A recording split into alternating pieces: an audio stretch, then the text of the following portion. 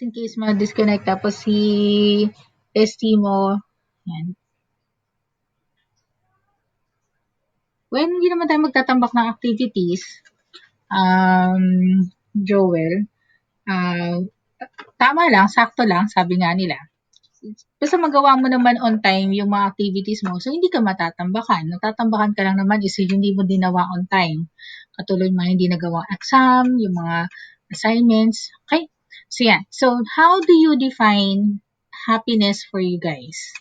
Okay, so let's call somebody. Let's ask from your classmate. Yes, Cristel, Choi, Santos. You raise your hand. For me po, ma'am, happiness is being around the people I love po. Okay, being with the people you love. So, pag makasama lang, hindi mo pwedeng kasama sa hirap at ginawa. Ha? Cristel? Ganun na din po, ma'am, yan. Thank you so much. How about Mrs. Sereno? What's your definition of happiness? For me po is when you achieve your dreams and goals, and also kapag nalampasan mo po yung mga depression and problems na nakakaharap mo po. Okay, that's very good. That's well said.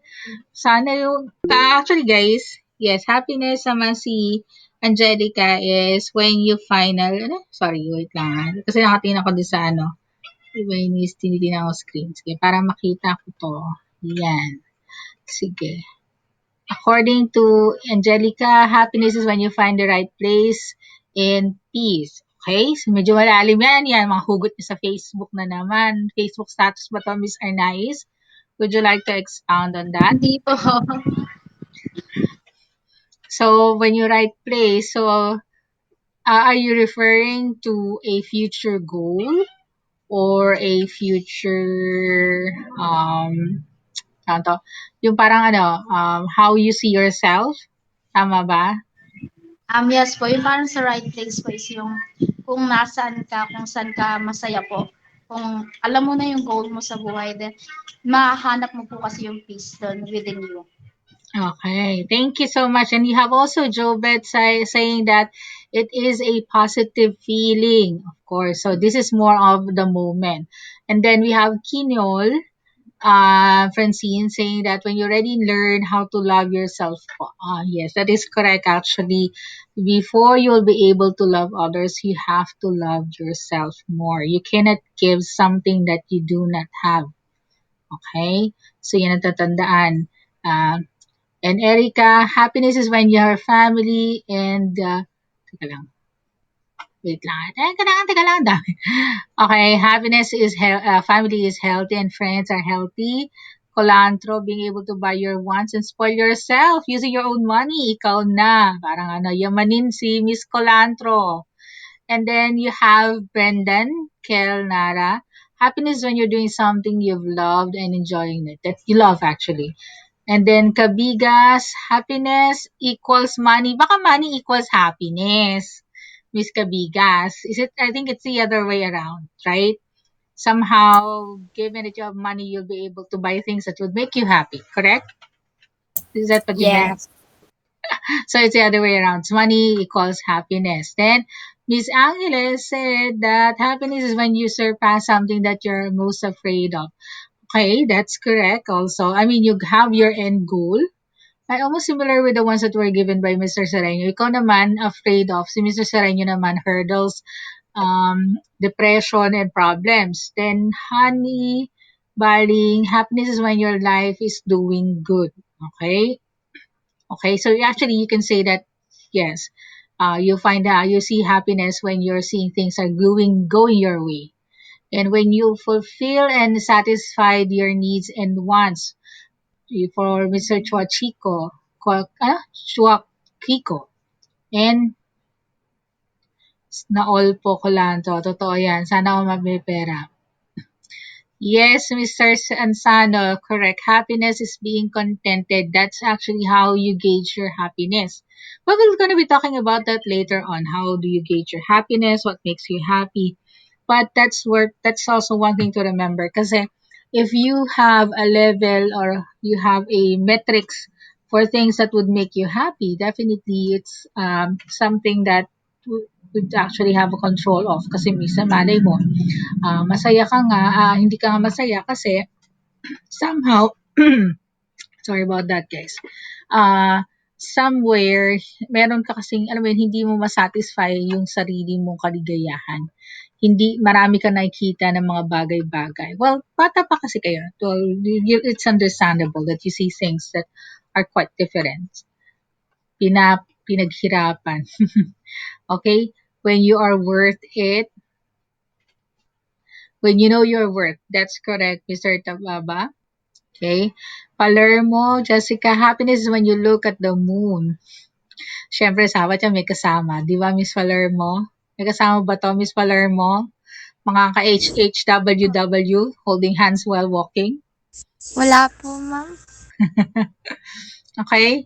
Rose Alberon, happiness is being financially stable because I believe money can buy. Oh, so to, friend to si ano, ni Miss Colantro, ha? Miss Alberon. Arcan, Archie, happiness is being able to step or achievable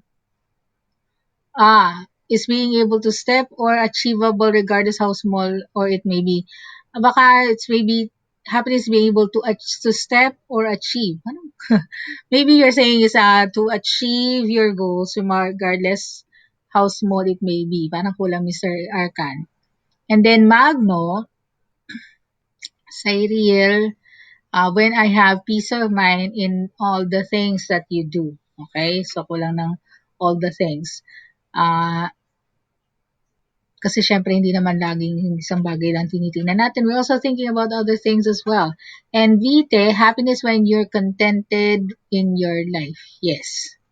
Okay, nasa sa iyo yun how to make yourself happy. Tison, it's when you accept God in your life. Yes, that's also true.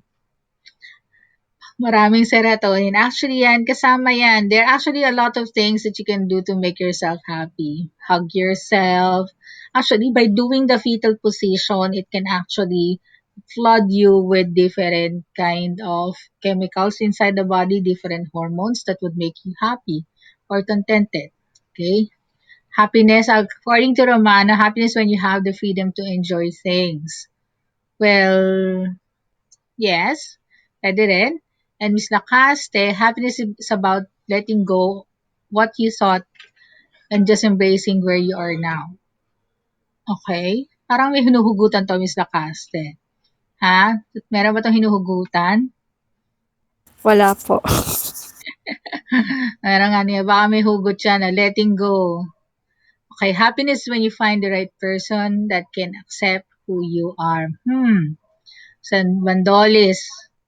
Meron ba tayong bagong love life? Humahabol ba to sa Pasko? Hindi, ma'am. And then, to Eskan to, Shopee and Lazada. Happiness when you receive your parcel. And then, Kabigas is cuddling with my cat. Oh, totoo yan. Masaya yung pakiramdam. Kasi remember when you are with things that you like the most, you have a rush of chemicals that would make you happy. Totoo yan. So, Renyo, happiness is when someone send you money. O, bigay na yung GCash number daw. So, yung mga pwedeng gusto tumanggap ng bigay ng piso-piso. Para kay, Serenyo, bigay na sa GCash. Okay? And then, my happiness is food. O, tandaan nyo, open na ngayon ulit ang economy. So, maraming opportunities ngayon na kumain. And then, sana all may habol sa Pasko. Alam mo, ganyan ang ginagawa ngayon sa Cheso kapag nakikita ninyo, Mrs. Sareno, di ba? Mga pinapost na ganyan. Anyways, so thank you for all of those definitions of happiness. Now, if you're going to talk about, if you're going to define happiness based on the different uh, to different sources, we can actually define it according to psychologists. Happiness is a mental or emotional state of well-being, which can be defined by, among others, as positive or pleasant emotions ranging from contentment to intense joy. While behaviorist, on the other hand, defines it as a cocktail of emotions. So it's a mixture of emotions we experience when we do something good or positive. So good deeds give you good vibes or good emotion, and one of those emotions that you can have is happiness. Pero bakit yung iba? Bakit yung iba natutuwa pag may ginagawang kalokohan sa ibang tao, pag may binubuli? Okay? And the other one, neurologists defined it as happiness is the experience of a flood of hormones released in the brain as a reward for behavior that prolongs survival. So somehow, of course, psychology and neurology is somehow a little bit related. Okay? Thank you for all those updates and sharing. Nakita tuloy yung mga behaviors natin. Now, the question that we have right now is happiness, is it a destination or a journey? Okay? Is happiness a destination or a journey? So, balikan natin ulit ang mga ano natin. Mr. Sereno, it's now your time to shine. Is happiness a destination for you or a journey? Is it destination or is it something that you can get on a daily basis? You can find happiness on a daily basis ba? Or it's something na hanggang sa dulo ng walang hanggan? Parang ano to eh, ah, probinsyano, walang hanggan ang kwento. Okay, Um, yes, for me Mr. po, it's a journey. It's a journey, of course. Thank Kasi you. po, Go ahead. kasi po sa journey, hindi naman po laging happiness yung nandoon. Meron din po mga problems and mga obstacles na nakaharang so that once na na-conquer mo po yun, there's Mhm. a happiness po na makiklaim mo rin. Yun po. Okay, okay. So you can actually look at things that's happening around you and you can actually get that to yourself. Tama? Okay, thank you for that information. How about the others? How about the others naman?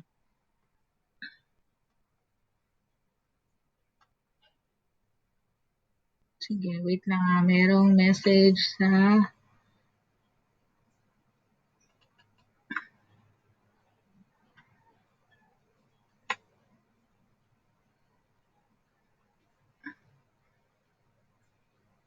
Okay lang. Okay. So, meron palang habol si Branechea. Happiness when you make someone happy and appreciate you as you are. Okay. Okay, noted dyan, Miss Vite. Again, it's recorded already. So, i-upload ko na lang to just in case you get disconnected. How about the others? How about we can say that it is a destination? Anyone who'd like to share that happiness is a destination?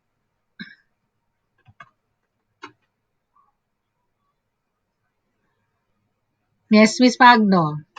You're raising your hand? Cyril?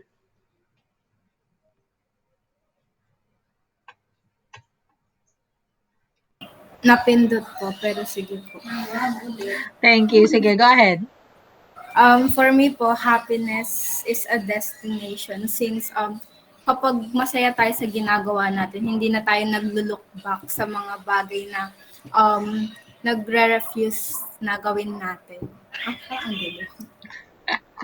Parang pareho din ni Mr. Sereno. Thank you for sharing. How about, I saw somebody else kanina nag-rise, si Archie Arcan. Yes po, ma'am. Happiness can be destination because pwede mo po siyang marating or mapuntahan kung ile-let go mo po yung mga bagay na nag-hold back sa'yo sa isang loneliness po. Yung Oh, happiness po kasi is a choice yan. Kung pipiliin mong maging masaya, kahit na negative na yung situation, pwede mo pa rin po yung marating. okay. Thank you for sharing. That's actually very enlightening. Thank you. Next, Sebastian.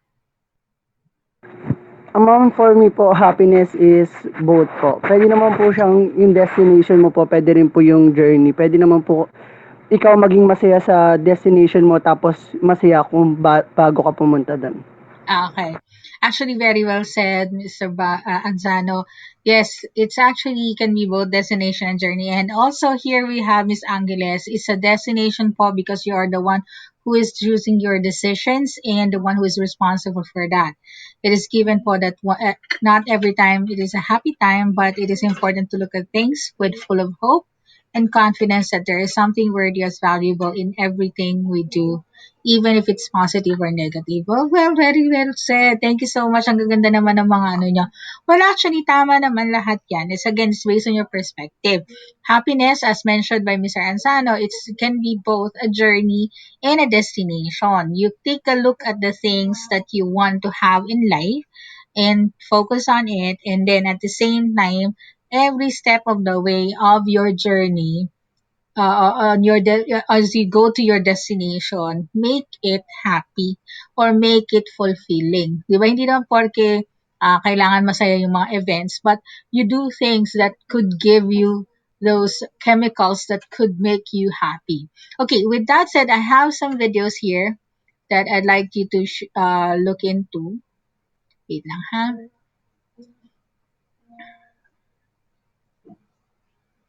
Okay.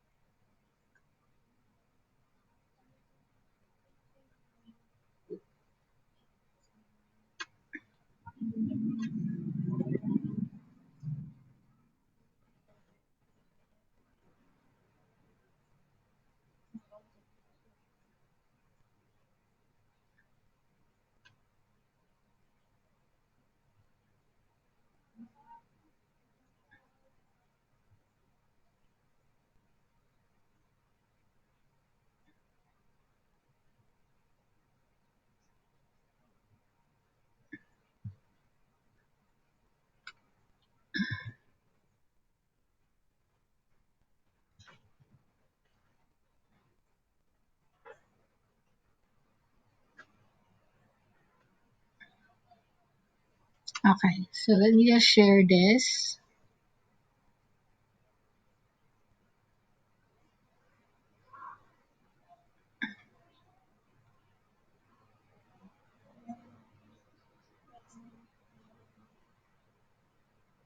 What happiness actually is. Everybody wants to be happy, but do we know what happiness is and what causes happiness? Aristotle once said, happiness depends on ourselves. Everything we do in life is to achieve happiness. Let's analyze what happiness is and what are its components. Happiness or well-being can be categorized as either hedonic well-being or eudaimonic well-being. Let's analyze the components of both hedonic and eudaimonic well-being. Hedonic well-being. Hedonic well-being emphasizes that well-being consists of pleasure. Aristippus, a Greek philosopher in the 4th century BC, taught that the goal of life is to experience the maximum amount of pleasure. Hedonic well-being is defined as a person's cognitive and affective evaluation of life in terms of experience of more positive and less negative emotions, and overall satisfaction with life. Therefore, hedonic well-being consists of 3 components: positive emotions presence, negative emotions absence, and life satisfaction. Positive emotions presence and negative emotions absence. Positive or negative emotions arises through the appraisal of environment by the person. If the appraisal is positive for self, a positive emotion arises, and if the appraisal is negative for self, a negative emotion arises. Positive emotions include joy, gratitude, serenity, interest, hope, pride, amusement, inspiration, awe and love. Negative emotions include anger, shame, contempt, disgust, embarrassment, guilt, hate, sadness, scare and stress. The degree to which a person experiences more positive and less negative emotions determines his or her happiness. Life satisfaction. Life satisfaction is an overall evaluation of one's life. It is the degree to which an individual appraises his or her life as good or bad. Life satisfaction is a cognitive appraisal, in which individual compares current life circumstances with what is thought to be an appropriate standard. These standards are set by individuals themselves, therefore, they vary from individual to individual. The level of satisfaction with life contributes to overall happiness of individuals. Eudaimonic well-being. Aristotle considered hedonic happiness to be a vulgar idea, making humans slavish followers of desires. He posited, instead, that true happiness is found in the expression of virtue.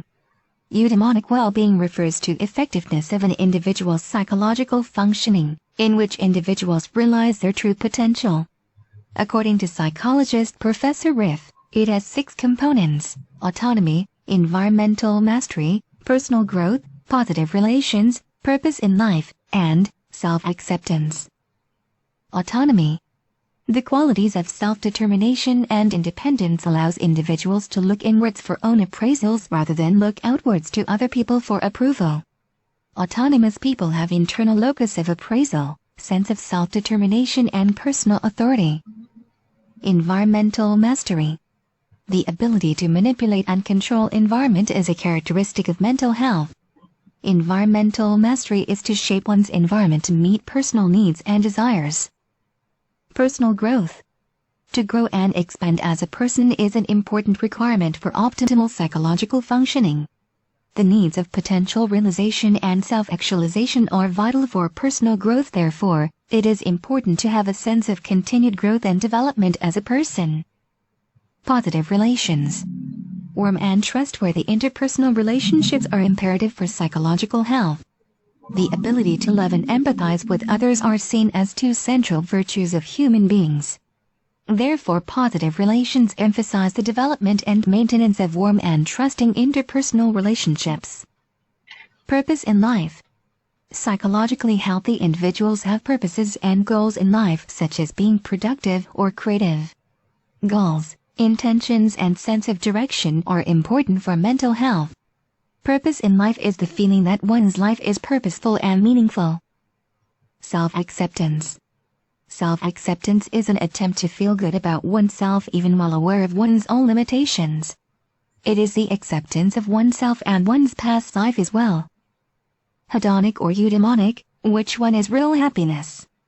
It would be wise to consider happiness a multidimensional phenomenon that includes both hedonic and eudaimonic aspects of well-being.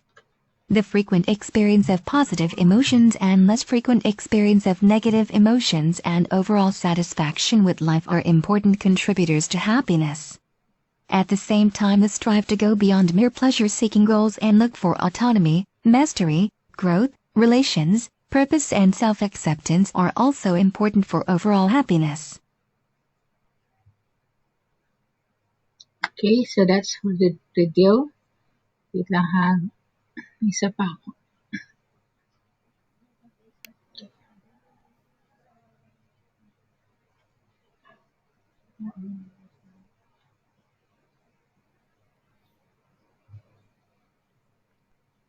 How do you know what will make you happy or what it will take to get to that point? This is a big question that people spend most of their lives grappling with, but it's also mostly subjective. For example, what it takes to make one person happy might also make someone else very unhappy. Indeed, this is a truly complex concept, but there is a way of breaking it down to be a little more accessible. The first step to understanding happiness might actually be to do away with that word altogether. Happiness is so subjective a term that it is virtually useless in attempting to understand what makes a person feel fulfilled or satisfied. A better way of framing it might be to use the term well-being, which is the extent to which a person feels comfortable, healthy, and satisfied with his life. Happiness and well-being might seem like nearly identical terms, but consider this. A person might use drugs or alcohol to feel happy, but this is short-term and has serious consequences for his physical and mental health that will likely lead to unhappiness. Given that, when people use the term happy, what they're really referring to is a state of well-being. In a very broad sense, there are 2 ways that people tend to go about achieving happiness or well-being.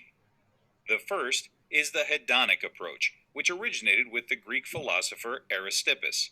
From his perspective, a person's main objective in life was to experience as much pleasure as possible while generally avoiding any painful experiences. For instance, some people associate happiness with having lots of material wealth and spending as much time as they can socializing with friends. For these people, happiness could be achieved through buying things, going out to restaurants or bars, and generally having fun. In the case of the hedonic approach, the objective is to spend as much time having fun and as little time as possible doing things that aren't fun, pain avoidance, like working and engaging in boring or tedious tasks. When it comes to a person's well being, some critics argue that the hedonic approach is a logical fallacy, meaning that there is a flaw in the person's reasoning. Their criticism is based on the idea that a purely hedonic pursuit of happiness doesn't necessarily contribute to a person's overall well being. For instance, someone could pursue pleasurable experiences by abusing alcohol, engaging in risky sexual behavior, or partaking in dangerous activities like skydiving. These activities can provide momentary pleasure, but they do not always contribute to well being and might actually have negative consequences in the future. In response to Aristippus's hedonic approach to happiness, Greek philosopher Aristotle offered an alternative that he referred to as the eudaimonic approach to well being. Aristotle found the idea of happiness, at least as it was described by Aristippus, to be a crass concept. From his perspective, just because a person can do something and it may lead to pleasure, that doesn't mean that it should be done or would contribute to well being. A eudaimonic approach, on the other hand, was the pursuit of personal fulfillment and a realizing of man's potential. Volunteering to help others, for example, would improve well being because it is contributing to one's own community. Likewise, the pursuit of knowledge is also eudaimonic because it makes a person more capable and well informed. Over the last century or so, the eudaimonic approach to well being has been embraced by many psychologists and has some evidence to back up its potential. Maslow's hierarchy of needs, for example, is an important psychological theory that suggests people need more than just momentary pleasure in order to achieve well being. According to Maslow, people need, among other things, to feel safe and loved and to have the opportunity for self improvement. The problem with discussing happiness or well being in either hedonic or eudaimonic terms is that it assumes that these two ideas are polar opposites rather than two sides of a spectrum. Realistically, pursuing well being through a purely hedonic or purely eudaimonic approach isn't likely to result in happiness or success. For example, the pursuit of nothing but pleasure while avoiding any type of pain or discomfort, hedonic, would probably get old after a while and leave the individual feeling somewhat empty. Likewise, living a life that is pure and virtuous, eudaimonic, all the time doesn't exactly satisfy the innate need for pleasure that people experience. In recent years, researchers have begun to consider how these two approaches can be blended to achieve a kind of balanced well being. This approach recognizes that people are complicated, emotions are messy, and life is nuanced. Moreover, recent research suggests that happiness, meaningfulness, and well being are not mutually exclusive. For example, driving your grandmother to a doctor's appointment is meaningful, but it doesn't necessarily make you happy. Conversely, hanging out with your friends at a bar could make you happy, but that doesn't mean that it will be meaningful or contribute to your well being. There are a number of different theories and ideas that fall into these two categories, and the reality is that there is some truth and value in both approaches. Therefore, the pursuit of well being isn't an either or situation. Rather, it requires some flexibility and a balance of the hedonic and eudaimonic. Because the idea of happiness is so vague and subjective, it might be more productive to consider different approaches to well being, or the extent to which one feels comfortable, healthy, and satisfied with life. In a very broad sense, this can be done by analyzing the hedonic approach, which emphasizes increasing pleasure and avoiding pain, and which some believe to be a logical fallacy, and the eudaimonic approach, which focuses on personal fulfillment and a meaningful life. These two approaches to achieving a state of well being are very different, but modern research and theories, like Maslow's hierarchy of needs, suggests that the eudaimonic approach is the more rational of the two, though a mix of both strategies might be the most realistic for achieving happiness.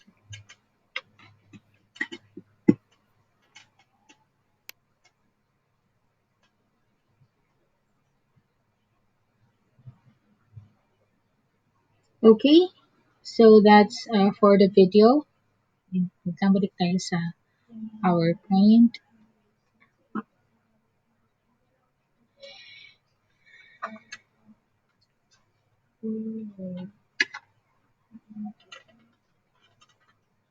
Okay, so yan. So ngayon, ang tanong doon is, given your definition area, saan tayo ngayon lululugar?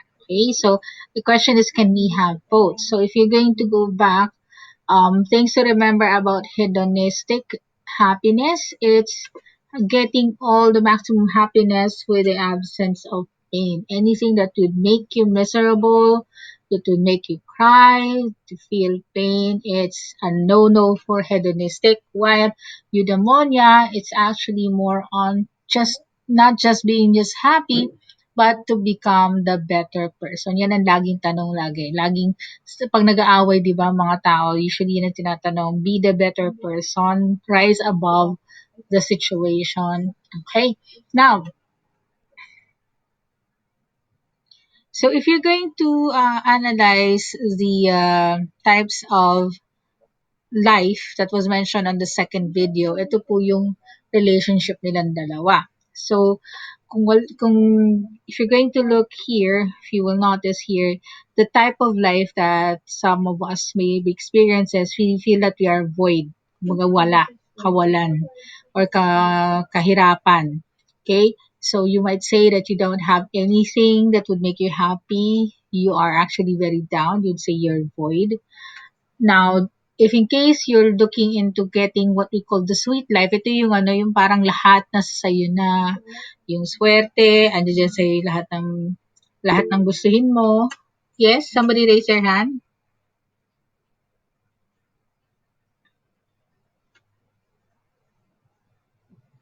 Napindot lang. Okay. So, yan. So, if you are talking about those things na, alam mo yan, yung pag gusto nyo, pag na-stress kayo, you go shopping, tapos pwede kayong mamasyal, then you can buy things you like, and everything is going into play your way.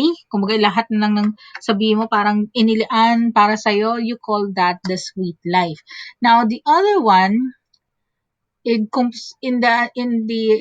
respect to eudaimonia, you might say that puro na lang sacrifice, puro na lang piety, puro na lang pagtitiis ang gagawin mo. Kaya you're not gonna feel, you're not gonna be, hindi mo gagamitin lahat ng pinaghirapan mo.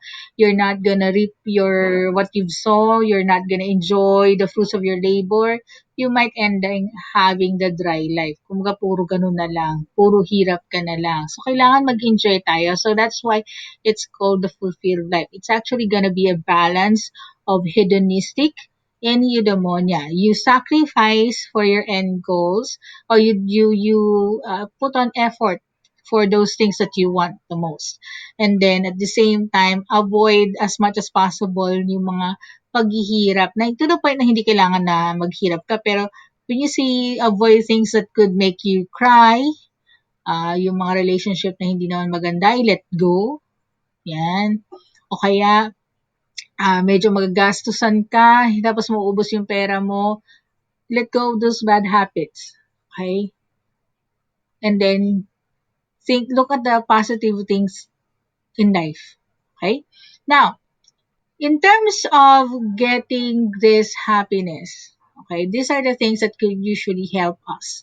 Okay, unang-una, one of the components here is phronesis. This is actually what we have been taught of ever since we were young, di ba?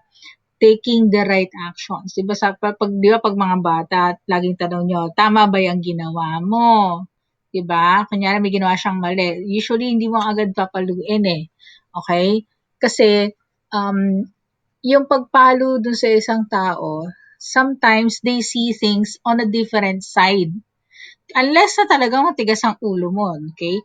Pero most of the time kasi, bago ka naman siguro paluin ng parents mo, di ba?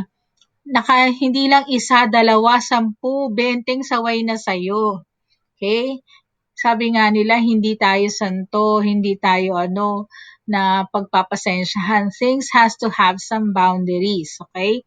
Kaya nga as much as possible, as early as a young person or as habang bata pa kayo or habang bata pa yung bata, tinuturuan na sila ng mga tamang bagay. Okay? Para this will actually make sure that they will be able to come up with the right decisions for themselves. Okay?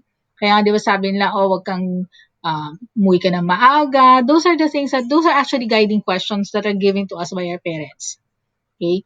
Kaya wag yung iisipin na, yan na naman si mama, nagtatanong na naman kung saan ako nagpupunta.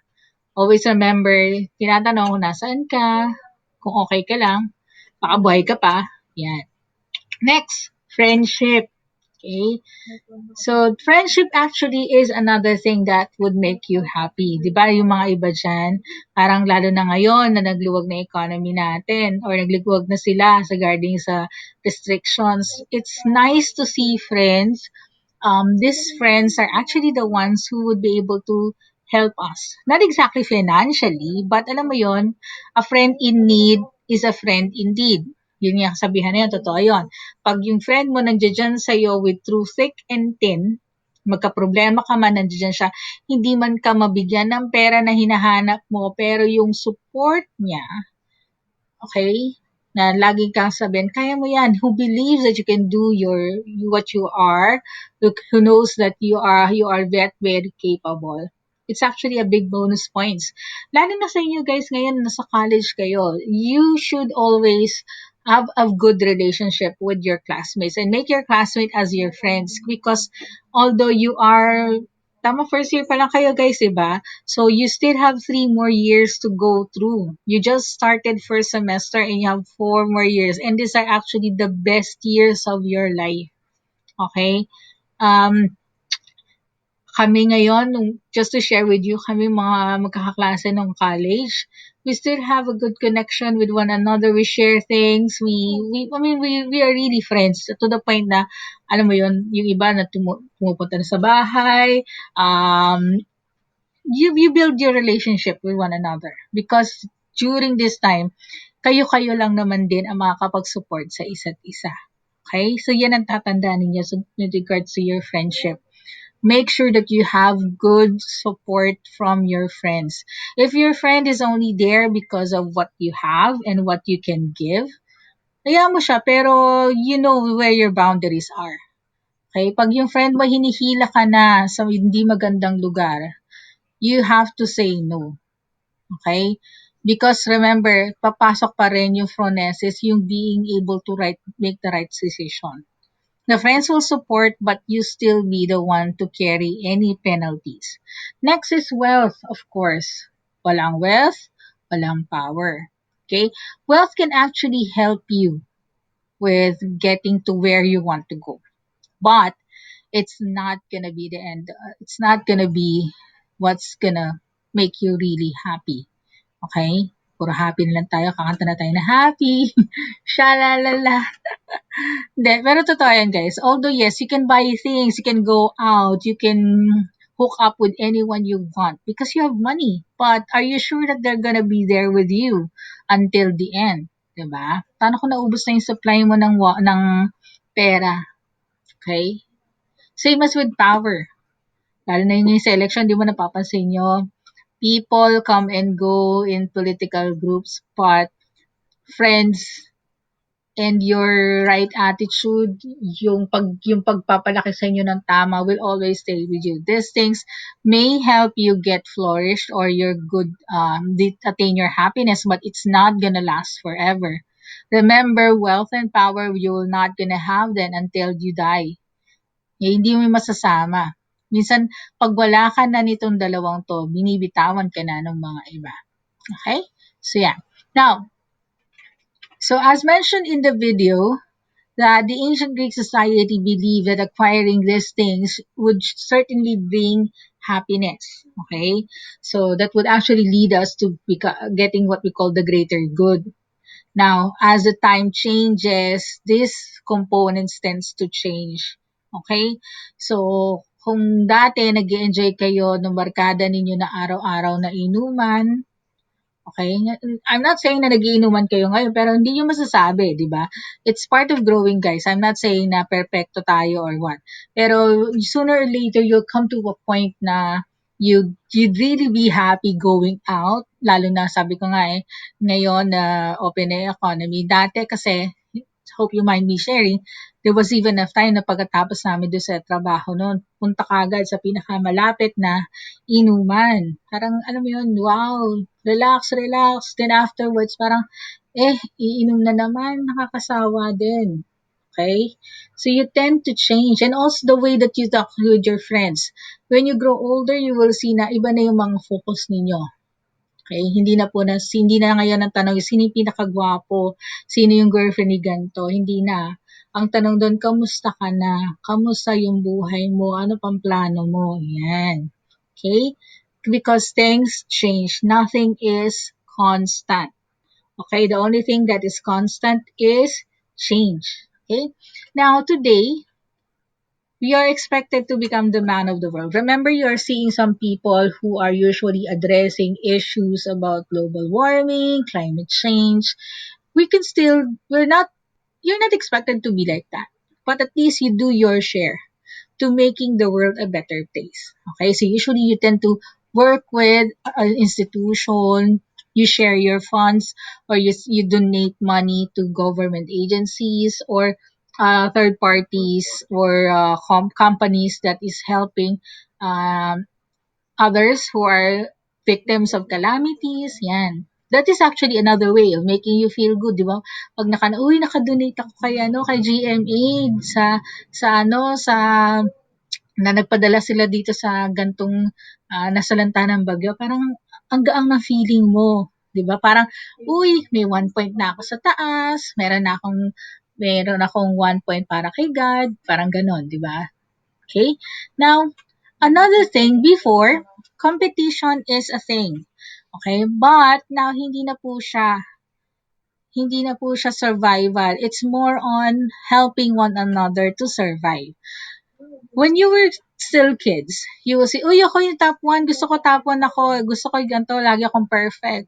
But now, your being perfect does not always mean that it's something that is going to give you 100% na perfect as a life. Okay? Sometimes, yung pagiging perfect mo noon sa mga grades does not mean that you're going to be street smart. Okay? Sometimes being perfect also tends to make you isolated as well. There are cases that people sa sobrang gusto nila, I think you've seen this quite a lot in some videos, right? In some movies, na sobrang pa-perfect ng isang tao to the point na nilalayuan siya. Kasi ikaw na lang, ikaw na lang, ikaw na lang ang bida, ikaw na lang. Tapos sabihin na naman niya, no, bakit parang ako? Bakit parang ako may sala? Ako na lang. Di ba? Hindi, pero totoo yan, guys. When you grow older, things tends to become different. So, lalo na in the first half of the semester or during with the conversion right now to the new normal. I also see this in some of my classes before. They tend to compete. But later on, this becomes something that you need to coordinate. Actually, kita-kita to sa exams niyo kaya. Diba? For example, pag nag-exam kayo, okay? Teka lang ha, asan na yung mouse ko at hindi ko ma-access yung isa. Yan. Okay. So, diba, pag nagpa-exam ako, I'm not sure, hindi ko pa na-monitor yun sa inyo kasi, pero yung isang class ko, napansin ko, nakagitna na ng week, hindi pa nag exam yung iba. Sige, sabihin na natin, sige, pagbigyan ko, baka naman, 1 week naman yung allowance ko sa exam. Diba? Aba, matatapos mag-expire na, hindi pa rin nag-exam. Tapos kung kailan sila mag-exam, kung kailan last day na. I'm not sure kung kung naghihintayan ba kayo ng tamang sagot or you're actually just didn't have enough time to work on the exam, 'di ba? Although I have nothing against that, pero try to manage your time. Yun lang naman ang sasabihin ko. I don't have anything against that. Basta importante is makapasa ka, mabigay mo yung dapat na bigay mo sa akin na magandang scores, then I'll give you your grade, di ba? Okay? And also another thing, guys, kung kami nag-aaral nun, kasi yung course ko is hindi siya yung katulad nung sa course niyo. Okay? Yung course namin is pure science. So, yung degree ko kasi is chemistry. So, pure chemistry kami. Okay? So, kami noon, when we were studying in PLM sa Manila, ang section namin dalawa. Okay? Dalawang section yon. Okay lang, Mr. Marshales. Noted yan. The lesson is recorded. Okay? Noted yan.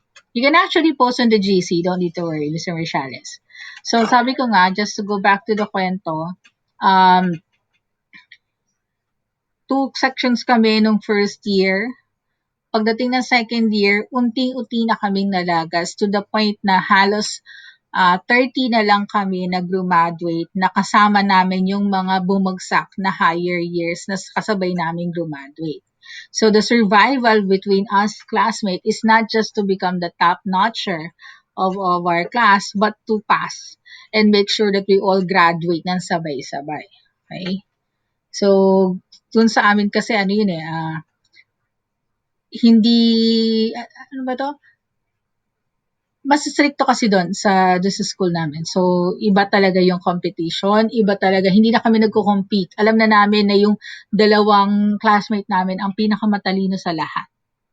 Okay? Which was actually proven kasi silang dalawa yung nag-top notch sa board exam. Okay? Board placer sila, hindi top notcher. So, to think na BS Chemistry yon. So, top notcher na BS Chemistry, parang wow, ikaw na. Okay? Hindi namin kaya yung utak mo. Anyways, so ngayon, coordination is the new trend. Okay?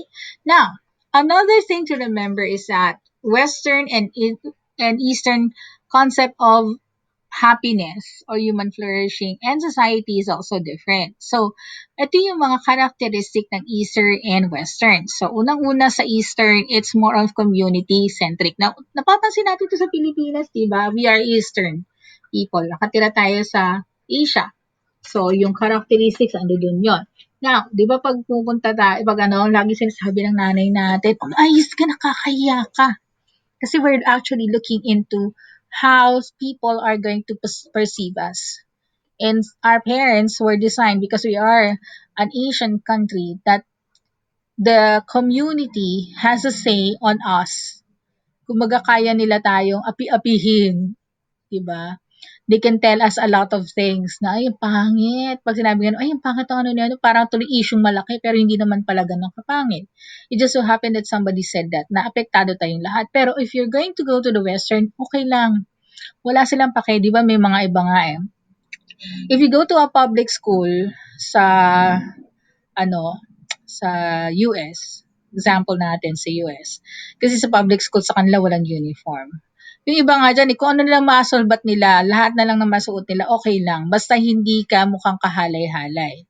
Sa atin hindi. Ayusin mo yung damit mo, ayusin mo yung pananamit mo, ayusin mo yung kailangan plansyado yan. Because this is what a society is expected to us. So a society has a major influence on that one, on us. Okay? Then, another thing for Eastern concept, sacrifices. Ito, common din to, pati sa exams. Okay, meron tayong dalawang classmate na magsasacrifice. Sila yung unang mag-e-exam.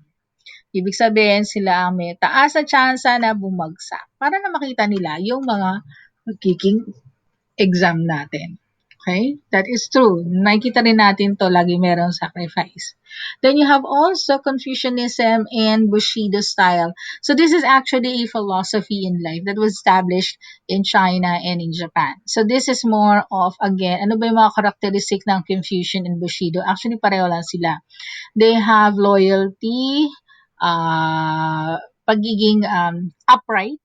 Yan. That's also those things that are part of Confucianism and Bushido.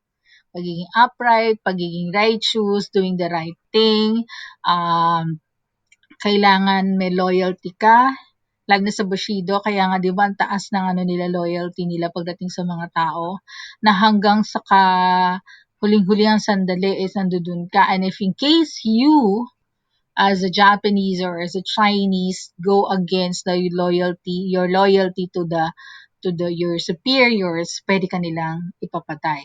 Remember the case of most of the situations. Like for the case of sa World War II na lang, di ba? They always had Bushido with them regardless na anong age sila. Yan ang lagi na sinusunod. And then, if in case they were not able to carry out their mission to kill as much as enemies in the World War II, they will do harakiri or end their life. Pwede silang suicide bombing. Alam mo, hindi sila magbomba eh. Sila na lang yung magpapatiwakal ba. Pasasabugin nila yung mga eroplano nila. Okay, same as with the Chinese. They never tell their secrets. Okay, and if in case the secrets were spilled or it's in the process of being spilled out to the enemy, they'd rather kill themselves. Okay, and at the same time, another part of human flourishing is, of course, making people be enriched with literature, culture, yan. Sa Chinese and also sa Japanese, di ba? If since we discuss about Chinese civilization, although Japanese is medyo may similarity because Japan, originally, the people of Japan were part of the Chinese people. Humiwalay lang sila because of the Terracotta Emperor. Okay, so what they did is that as part of their upbringing, para maging considered ka as an intelligent, well-rounded person, you need to have a background in music, yung arts, yan. Kung sa Chinese art yan, marunong ka mag-drawing or calligraphy naman sa Japanese. Okay? Although they have also calligraphy in Chinese, but we discussed that when we talked about the Chinese. Okay? So, meron ka dapat mga bagay na aside from pagiging, ito, somebody who is professional, you need to have also culturation. Kaya importante sa kanila yan. While on the western side naman, they see happiness or flourishing as the end. So, di ba, kaya nga most of the Americans, they work hard as early as, if they want to see something in the near future for them, they work hard. Andiyan na nag-aaral sila, nagtatrabaho na sapay. And then, pati yung marriage, which is supposed to gonna make people happy din, di ba? Finding the right person, spending your time with the right person. Yung iba sinasacrifice yun. Kasi nga hindi pa nila na-achieve yung goal nila. Okay? And at the same time, they follow the Aristotelian view. Okay, sacrifice until they get the ultimate truth. Okay, so any questions so far before we go to how science and technology helps us with the flourishing? Okay, wala na po question? Okay, I guess none. So let's move on to the next one. So this time, let's talk about science and technology and human flourishing. Actually, science and technology somehow help us with advancing our life, advancing our the way we live our life. Okay, so every discovery, innovation contributes to the human knowledge, and this human knowledge can actually help us make things better on our daily basis. Okay, now humans perpetual need to locate himself to the world by finding proofs to trace evolution. Okay, so they actually go back into time to see how. That's why we study about history. We tend to look back on the people that have existed before us and see how they have lived their lives. And by looking at that, somehow it would help us in our goal to find things better for us as well. Okay. And then it also give us an idea of self-importance. Importante po yan. Okay. Kasi if you're not able to feel important, if you don't really love yourself, you're not able to go back. You're not able to go forward. Okay. Remember, as mentioned in the second video, the Maslow of needs, you need to have that hierarchy fulfilled. Because if you're not supported by education, clothing, food, hindi ka maka-forward. Hanggang doon ka na lang. Now, technology, as we know, according to also Heidegger, is that it is an activity we excel in as a result of achieving science. So, kaya nga, di ba, technology is a product of science. And at the same time, good is inherently related to the truth. Now, when you say good, kasi guys, you're actually referring to being good, doing good. And when you do good, you do not lie. Okay? And when you're good, you do not do things that are going to affect the others or going to harm others. Okay? Kaya nga sabi nila, good is inherently related to the truth. Okay?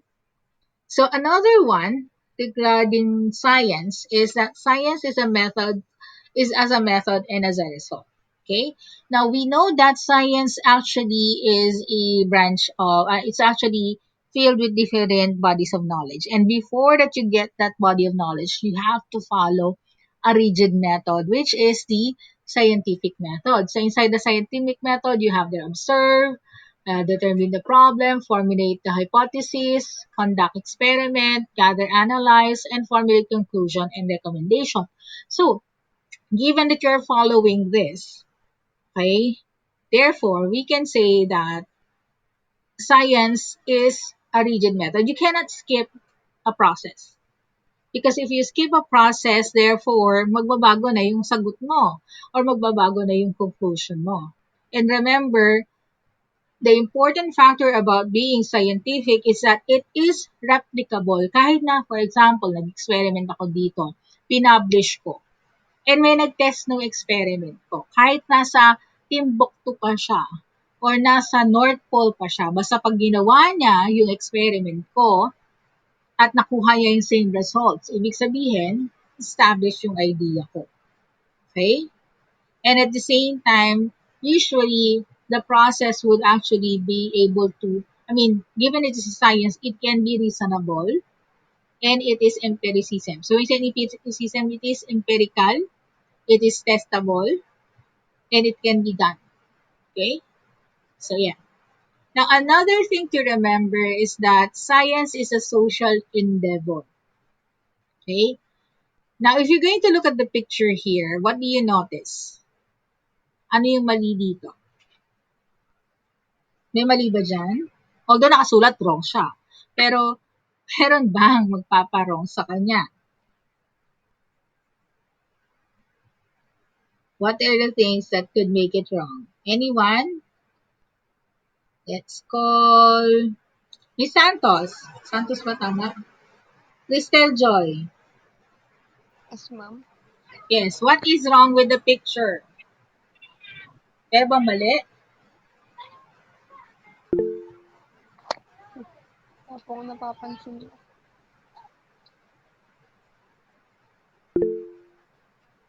Jobet, Yado. Ma'am, wala po siyang mask. Wala siyang? Mask po.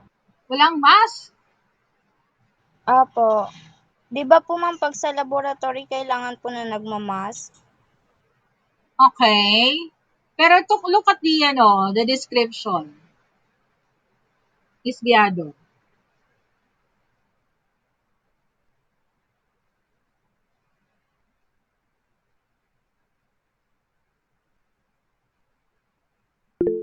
Yes, Agnes. Ma'am, sabi po dun sa pagkakasabi niya, sabi, one simple experiment and I can prove that my hypothesis is right daw po. Pero hindi naman po ganun yun kapag sa scientific method po. It's either po, yung hypothesis mo, pwedeng mali po siya. Parang ganun. Okay, that's one. Thank you. And then Cyril, you also saw something, right? Cyril ba Same yung... with Agnes po. Okay. Actually, guys, well, that is correct. Pero actually, ito yung pinakamali. Finally done with the first two steps of scientific method and tapos na siya. Tama ba yon? Hindi, di ba? You have to finish the steps until the end before you make or draw your conclusion. Okay? So yan, mali talaga siya. Kasi hindi ka pwede masabi na dalawang step pa lang. Alam mo yon, aarangkada ka na, tapos ka na, panalo ka na. Hindi. You have to reach the finish line. You have to go through the different steps. And if you do not go to the different steps, you're going to miss and saka dyan nagkakaroon ng error. Kaya nga po sa experiments, it's really important that you follow the procedure. You go through the steps, otherwise, nako, palpakis yan pag nagkataon. Okay? Now, At the same time, raw, science is a social endeavor. Now, before kasi, guys, when you work on a laboratory, you usually work alone. Okay? You have your own laboratory, you have your computer. That was before. But right now, hindi na po yun. Okay? You can actually get information on researches that were done in the past by other scientists. And you can actually use that to help you on your research as well. Okay? An example of this one, di ba, if you look at this COVID-19 situation, when the pandemic started, when it started with the lockdown, everyone was scared. Okay? But the scientific body was already working. Okay? Ano yung unang-unang ginawa nila to help them create the vaccine? Anybody who'd like to guess? Na kung saan lahat ng scientific community tried to solve. At you will actually notice na nag-sharing sila ng information. Does anybody know na ang unang-unang ginawa ng mga scientific community that helped in the production of the vaccine? Yes, Christine, Kabigas. Try lang po. Okay. Research, ma'am. Oo nga, ano nga yung research nila? Ay, charot. Meron silang Yung may mga past research po kasi tungkol sa COVID. Tapos parang Okay. binalit po nila. Kasi parang hindi po ata pinakinggan yung mga naunang researchers po doon. May nabasa lang po. Okay. Okay, that's correct. Actually, you'll see that later on. Mr. Ansano, Sebastian, you were raising your hand? Ay, opo. Ay, ma'am, parang tawa. Kasi po yung COVID po, hindi po siya yung bagong sakit po. Parang may COVID na po talaga dati, pero iba lang pong variant tong malala na to. So, parang ginamit po nila yun, tapos nag-formulate sila ng gamot, ay ng vaccine para magka-vaccine. para po Okay. makakuha nila yung tamang, yung mRNA po, yung mga ganun-ganun. Hindi ko po masyadong, Okay. Actually, malapit ka na. Sige, bibigyan ka ng credit. Totoo yun. Actually, the scientific community noon, nag-atakbuhan kagad sila. Kasi, since sanay na sila sa mga diseases and they were aware of historical diseases in the past, like yung Spanish flu na tinatawag. Okay? They were able to get the DNA makeup of the COVID-19 virus. By getting the COVID-19 DNA set up, they are actually able to get the characteristics. Di ba sabi nga na, oh, yung may mga spikes, di ba? You've listened to the news and read about COVID-19 when it started, may sinasabi, oh, may mga spikes pa noon. Yung mga spikes na yan, meron din yan doon sa isang klaseng na virus na lumabas noon. And at the same time, ito yung mga dapat nating iwasan kasi ganito ang characteristic niyan. Actually, guys, if you're going to look into viruses, yung mga spikes na yun, it will tell you kung ano yung mga characteristics na kaya gawin ng virus. So, by giving that and sharing that to the world, they were able to come up with different ways. Kaya nga sabi ko nga ngayon, science is a social endeavor. Okay? So, given that, lahat ngayon alam na, okay, so we know the enemy, it's time to create the virus. Okay? Tapos iba, may mga latest mga balita eh. Di ba, una natin mga pangalawang issue natin when it comes to the vaccination, when vaccination started already in sa last summer, ang nakita nila is ang hirap mag-meet ng demands ng supply, di ba? So, ang tanong ngayon doon is, meron pa nga nagbigay sa atin, binibigay sa atin, ito yung proseso ng paggawa ng vaccine. Bakit hindi na lang kayo gumawa ng sarili yung vaccine? Sinishare na namin sa inyo yung formula. Eh, syempre, ano naman ang laban natin? Chemical-wise, machinery-wise, ang suko tayo dyan kasi hindi pa natin na aabot yung same level. Pero yung mga first world countries, they actually have the right tools to help to do the vaccine. Okay?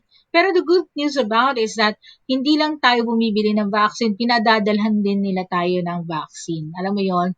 That's why that's also the good thing about us sharing this knowledge, sharing our resources with other countries. Okay? So yan, science is an endeavor. Okay? It's a social endeavor. So, ito yung mismong gist nitong second slide. Okay, next. Science and result. So, if you notice there, that's just a one-liner. Okay? First, you don't succeed, try and try until you die. Hindi lang. Biro lang. Pero totoo yun. Diba? That is why you have your laboratory experiments. Usually, guys, when you test your experiments or you do your experiments, you have what we call trials.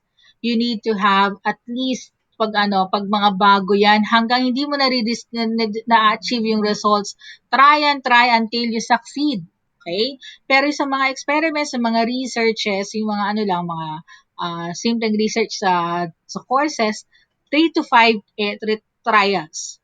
Okay? Pag na same result at 3 trials, stop ka na. Ganun din naman kuha mo sa 4th and 5th. Pero kung sa third trial mo nagbago, may bago. You have to finish it until 5 trials. Okay? Now, same as that what happened also. I believe I've heard the news. I remember the news back then with the COVID-19. May problema nun yung Moderna kasi tin-target nila talaga end of 2020 may vaccine na lahat. Okay? Or available na yung Moderna. Kaya lang, syempre si Moderna, nagka-encounter sila ng glitch. Okay? Nakita lang may konting error. Okay, back to starting point or saan tayo nagkamali. Okay? So that's why it is important to try and try. Kahit na mag-error, error does not mean na tapos ka na. But it's actually a starting point on your next attempt. Okay? So always remember, this is also applicable to life, guys. If in case you do not succeed, kaya ba yung mga businesses, hindi sila natatapos sa isang trial lang. Hindi nagpumapak yung first business attempt natin. Hanap tayo ng ibang business na baka mag-work sa atin. Okay? And if in case, kaya nga diba, if you read on to the story of yung mga magagaling na businessman, hindi sila tumitigil hanggat hindi nila nakuha yung tamang recipe sa mga products nila o kaya yung tamang business acumen nila. Okay? They also failed, but they did not look at failure as something that would stop them. Take Lucio Tan. Take also the case of Henry C. Okay? So you really have to work on it hanggang mag-succeed ka. Okay? So you've failed in the past, but you have still the future. You have the present and the future to work on. So wag kang bibitiw. Okay? Next, science and its limitation. Although science is actually very broad, but it has also its limitation. Ano yung mga limitation yan? What sets it apart? Unang-una, science does not make moral judgment. Okay? Hindi niya pwedeng sabihin na ikaw ay guilty, basta ang bibigay lang niya ay results. O ito yung resulta ng experiment. Yung DNA mo nakita sa crime scene. Pero that doesn't mean na ikaw yung pumatay. Maraming dapat titingnan pa. Okay? So, hindi siya magsasabi na ikaw ang pumatay dahil nandun yung dugo mo, malay mo kung planted yung dugo mo dun sa scene. Okay? So, hindi siya magde-decide nun. We can only analyze the evidence, but we cannot decide kung sino yung hahatulan. Okay? Next, science does not make any aesthetic judgment. When you say aesthetic judgment or aesthetic, you're looking at something to make things beautiful. Sa science, guys, nangyari, bato-bato sa langit, tamaan wag magalit. Yung mga may pug nose or pango, yan. So usually, guys, sa mga may pango, pag may pera, anong gagawin? Magpapaayos ng ilong, magpaparitoke. If friends si Dr. Vicky Bello para maging maganda yung kanyang ilong. Okay? Well, sa science, regardless kung panguyan or matangos ang ilong mo, walang pakialam si science yan. The only thing that the science is rhinoplasty. Yes, Ms. Kabiga, rhinoplasty. The only thing that science would be interested in is nakakahinga ka ba? Kung nakakahinga ka, okay na yan kay science. Kahit na burat pa yung ulong mo or puro tigyawat yung ilong mo, wala siyang pakialam dyan. What is important is that you can breathe, hindi ka naman nasasaksak ng maraming kulangot dyan at nilinis mo naman siya on a regular basis. Kahit na sabihin natin mabuhok yung ilong nyo, Hindi niya pa, wala siyang pakialam dyan. Okay, mas gusto pa nga niyan kasi nga na-filter yung air na pumapasok sa ilong mo. Okay? So it never makes any judgment if it's gonna make you beautiful or not. Okay? Iba ng aspekto yan. It's not scientific anymore. Next, science does not tell you how to use the scientific knowledge because the scientific knowledge always follows the scientific method. So again, di ba, sabi nga natin kanina, you cannot skip a part. You have to go through the parts. Dire-diretso yon. Okay? If in case you skip, you're not gonna get the correct results. Next, science does not know conclusion about supernatural explanation. So, example of supernatural explanation. Di ba katatapos lang ng undas? Yung mga multo, yung mga manananggal, yung mga kwentong katatakutan, di ba? Yung mga white lady. They cannot draw conclusion on that because unang-una, these things do not repeat themselves. Remember, again, that science needs to be dealt using scientific method. So, hindi nyo ma-explain bakit may lumitaw na multo sa likod mo. Kasi it has to be something that's replicable. Kasi pag na-replicate mo yon, hindi na siya supernatural. It's natural na. 'Di ba? Ibig sabihin, may tao sa likod mo na paulit-ulit na nagpapakita na nananakot sa'yo. 'Di ba? So, hindi na siya nakakatakot. Natural na yun, may nanluloko na sa'yo. Okay? So it cannot include on any supernatural explanation because it's not nature, it's not repeatable, it's not replicable, and it cannot be tested using scientific method. Okay? Next, science as education. Okay? Now, science is defined as an intellectual and practical activity that encompasses scientific systemic study of structure and behavior of the physical and natural world through observation experiment. Now, usually, this is similar to your, ano, remember the first one here. Parang nawala to sa pwesto to. Siguro nagalaw ko to. Remember that it is actually science as a social endeavor. It's also similar with science as education because now, hindi lang ikaw yung kailangan mag-aral. Dati kasi, when you talk about science as education, or when you do educate, or you tend to educate yourself, you do the testing, you do the information, or you do the experiment per se. Pero ngayon, hindi na po. Okay? You can actually derive knowledge or information that was done previously by others. Now, if you want to test them, you can test it naman. Okay? But if you want new knowledge, that's the time you're going to apply the scientific method. Pero if in case you want to understand or if you want to utilize or acknowledge the ideas that were presented, for example, buoyancy ni Archimedes, di ba law na yon? Na pag binato yung isang bagay, they tend to float on a body of water. Okay? Kahit na mataba pa yan, guys. Pag dinato niya sa tubig, lulutang yan. Unless na meron siyang pabigat. Okay?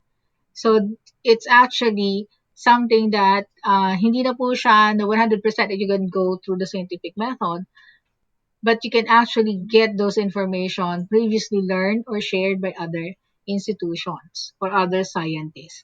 Okay? Kaya nga, remember we have the internet. Ngayon, best friend dapat natin si Google. Pag may tinanong ka, huwag nyo na tanongin si nanay at tatay ninyo. Ang dami nilang iniisip na. Okay? Mama, bakit ganito? Bakit ganon? Kaya ang tinuturo ko lagi sa anak ko, may Google. I-Google mo. Okay? Oops, wait lang guys. At may ano yung si Google. Yan, tuloy pati speaking of Google. Okay? So, yan. So, we actually don't necessarily need that we need to go through the experiment per se. Unless you wanted to point another information, you can actually derive it from the studies that are being shared by other scientists. Okay? Now, there are also challenges that usually are encompassed in technology, okay, or in human flourishing. So, the first one is technology as a way of revealing. Now, what does this mean? Technology as a way of revealing. Okay? Ano ibig sabihin nun? Given that we have technology, diba? Parang lahat ngayon is being shown to us. Okay? It's everything is being given to us. Okay?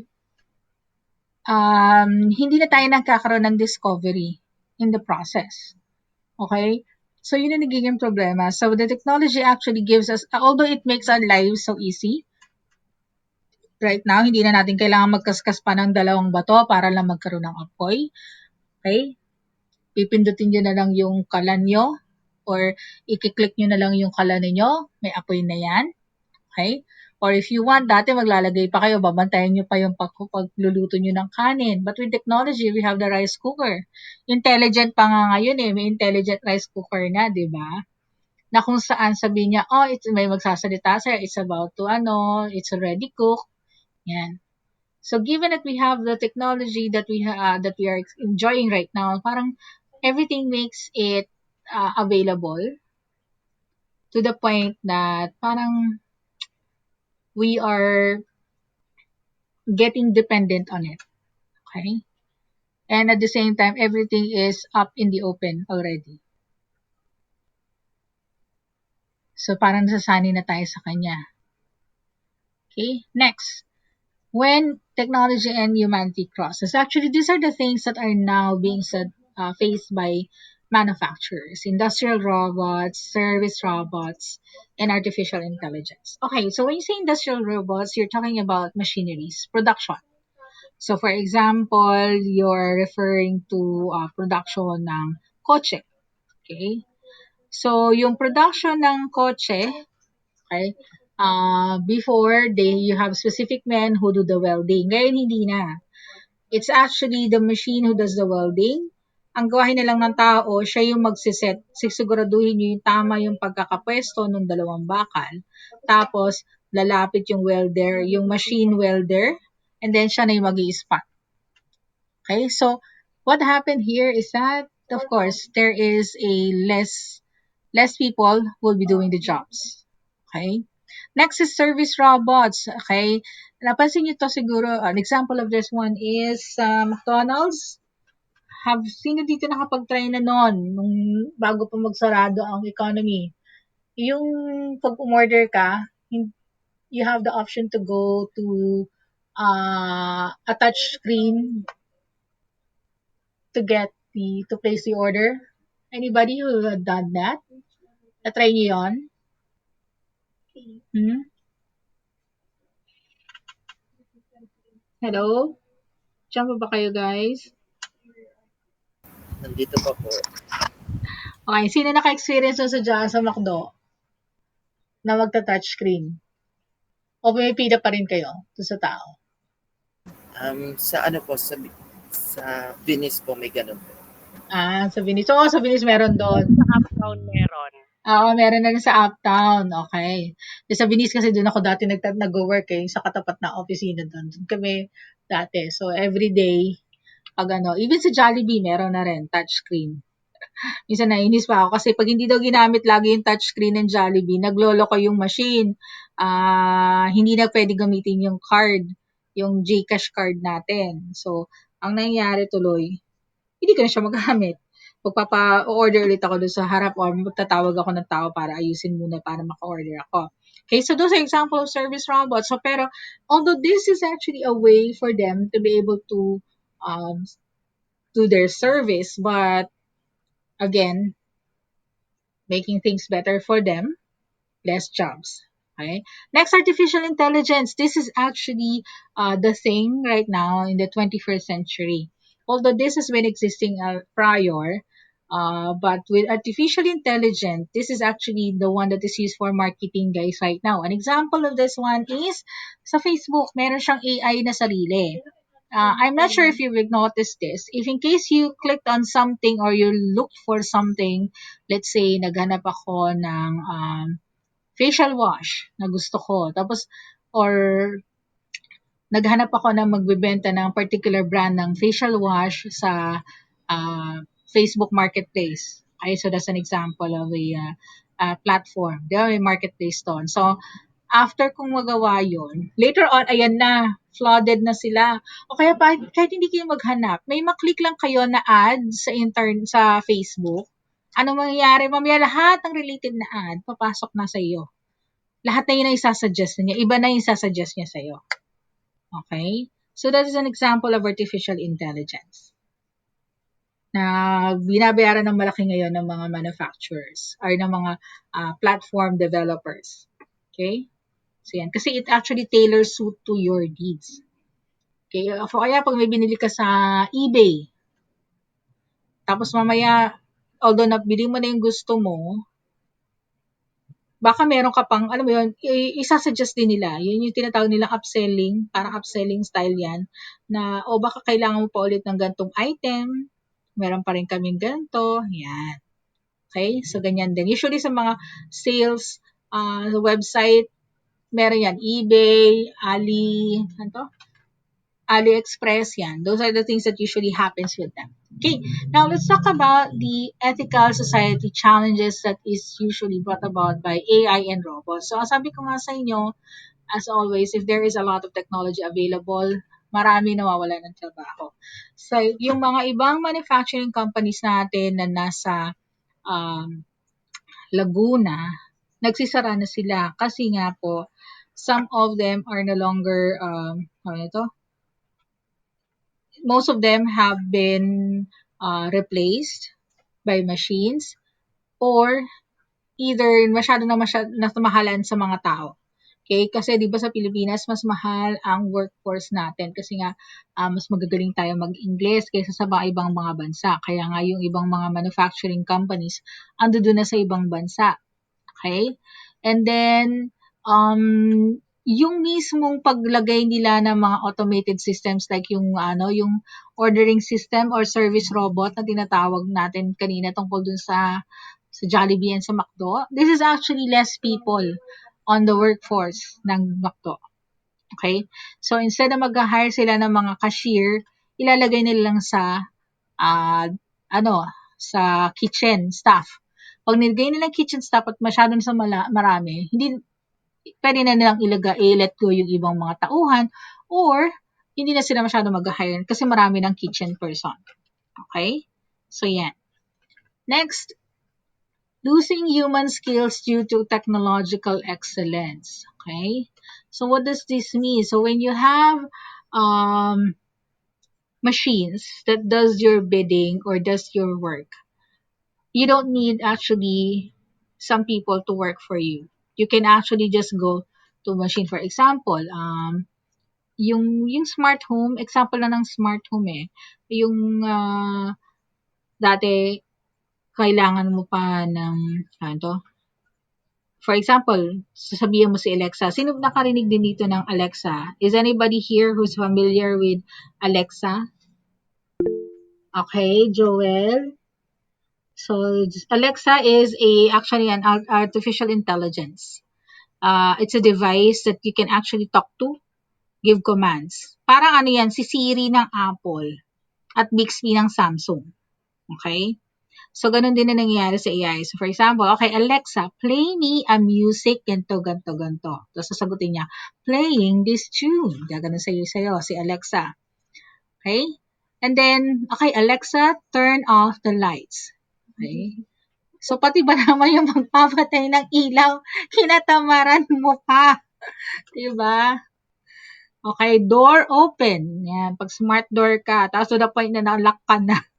Kasi nga, nabulol ka, yung pala tinanggalan ka ng ngipin. Later on, I'm gonna show you samples of artificial intelligence gone wrong. Okay? So, yan po yan. And then, yan.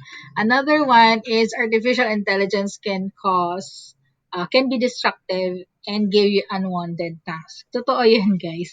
Kasi yung artificial intelligence needs to be taught. We have, just to share with you, doon sa isang work ko, nag-apply sila ng, hindi naman exactly call center siya. Para siyang data processing. So, magre-request ka ng data about a company, tapos mali yung ano niya, yung yung ano niya, tawag ito, yung net value asset liability niya, i-correct namin yon. So, what they did is they created an AI that would collect all description ng queries ng mga client namin along with the resolution. Okay? Yun nga lang, since as I mentioned, AI should be taught first with the correct process. Baka turo sila ng turo, mali pala yung mga resolution na binibigay sa kliyente. At pati yung maling resolution na yun, na ibibigay din ni AI. Okay? So, yan. So, it can be destructive and unwanted task. Okay? So, yan. Now, let me just end it. Bigay ko na sa inyo yung palabas na yun. Nakakatuwa talaga. Sandali ha.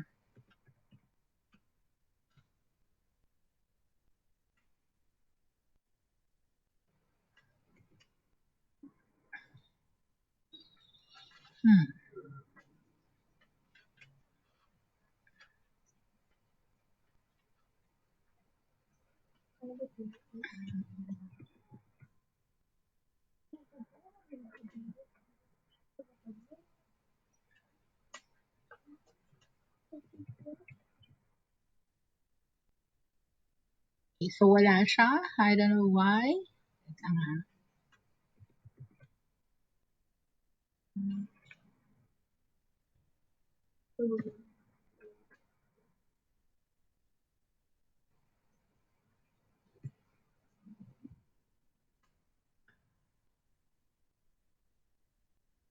Okay, so this is Rima. Yeah, so this is actually a funny commercial about technology. Pero this is scary just in case that this happens to you guys. Let me share audio. Para mapano, ano. I'm not sure if you've seen this, pero baka nakita nyo na siya.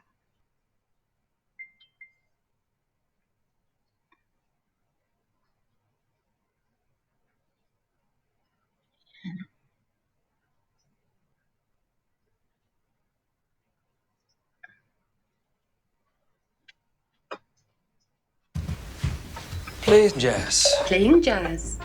Smoothie. Making smoothie.